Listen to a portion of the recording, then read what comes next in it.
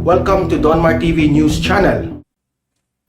Okay, magandang umaga sa inyong lahat. It's 12 noon in the Philippines ngayon. Magandang umaga, magandang hapon, magandang gabi sa lahat ng mga heroes natin dyan, ng mga OFWs. And also, sa mga audience ko dito sa Pilipinas, magandang umaga, magandang hapon. It's noon break, may kumakain ngayon. It's good to be back in our studio. Galing tayo sa nag-birthday trip ako, no? Alam niyo naman lahat 'yan, no? So, ito nga may pag-uusapan tayo ngayon. Ito'y tungkol kay Sharon Cuneta. Bumaliktad na kay PBBM. Kumampi na kay PBBM itong si Sharon Cuneta. Yan ang alamin natin. May sinasabi ito sa gitna na kanyang concert doon sa Amerika. So yan ang pag-uusapan natin, guys, okay? Bumaliktad na nga ba itong si Sharon Cuneta? Yan ang ating pag-usapan. Pero bago natin ito itatalakay, importante na i-like at i-share itong video na ito para kakalat ito sa taong bayan. Okay? Importante yan. Ready? Sabay-sabay tayong mag-like and share. Ready? 1, 2, 3, go!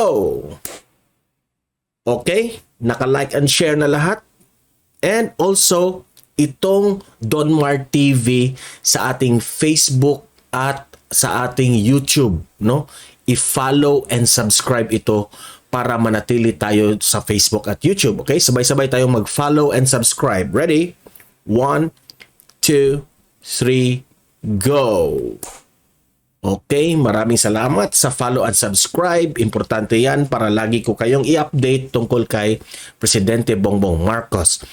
Okay, bago tayo pumunta dito sa kay Sharon Cuneta, no, shout out rin sa Ma'am Liza. Yung mga fans natin dyan sa Boracay, nakita kami. Hello, Ma'am Liza. No, nagpa-picture pa kayo.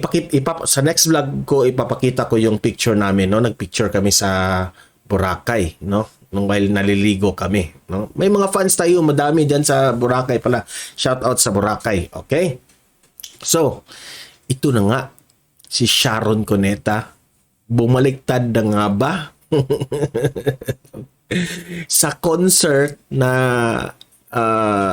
may title na Iconic Tour, no? Sa Amerika ito ginanap, nag-concert itong si Regine Velasquez. Ayan, sa ilalim, yan ang picture, oh. Regine Velasquez at si Sharon Cuneta, Iconic Tour. July 17, 2022, Pasadena Civic Auditorium. Yan. Nag-concert itong dalawa, no?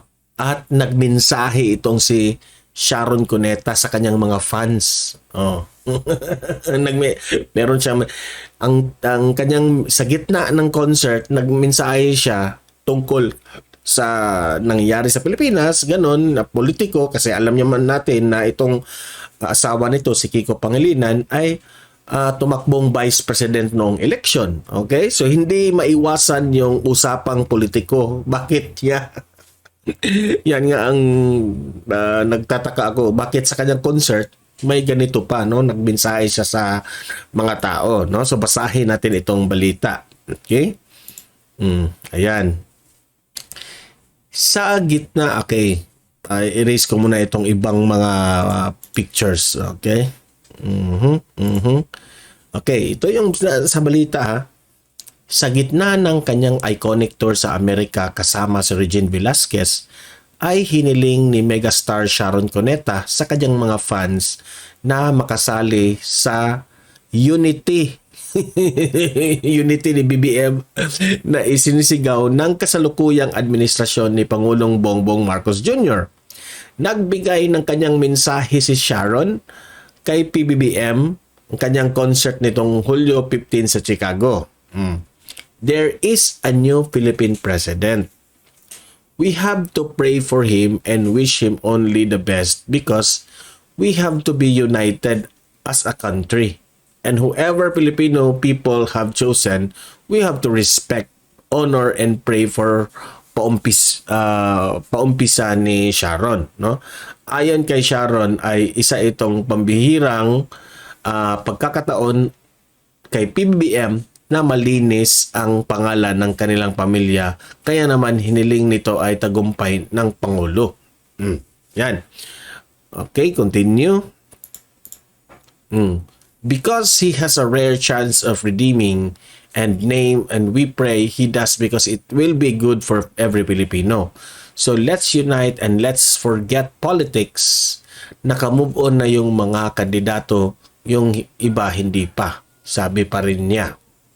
Ito rin ang paniniwala ni Regine Velasquez at sinabi ng matagal na tapos ng eleksyon.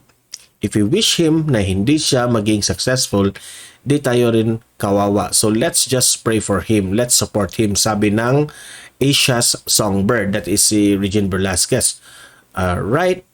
Let us support and pray for him. Wish him all the best. All the best, President Marcos, tugon ni Sharon. Matatandaan, si dating Vice President Leni Robredo ang sinuportahan ni Regine at Sharon noong nakaraang kampanya. So ito, lumabas ito ngayong balita ngayon, no? Matagal na itong na-concert nito pero lumabas ito ngayong balita na ito. Na itong si Sharon Cuneta ay bumaliktad na nga ba? Bumaliktad na nga ba? Yan ang tanong natin ngayon, di ba? Ang asawa ni Sharon ay si Kiko Pangilinan, tumakbong Vice President na natalo kay Inday Sara Duterte. Okay? So, lumabas itong balita ngayon.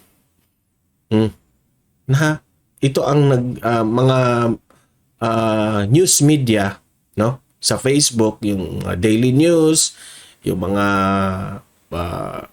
Manila Bulletin, Philippines Daily Inquirer, lumabas ito na mayroong mga audience, mga nagtatanong kung bumaliktad na nga ba itong si Sharon Cuneta. Trending ito ngayon eh. Pati nga si Mike Abe, yun ang kaniyang balita ngayon. Okay? So, okay, ang mensahe ko ni Sharon, no? Okay, ang mensahe ni Sharon ay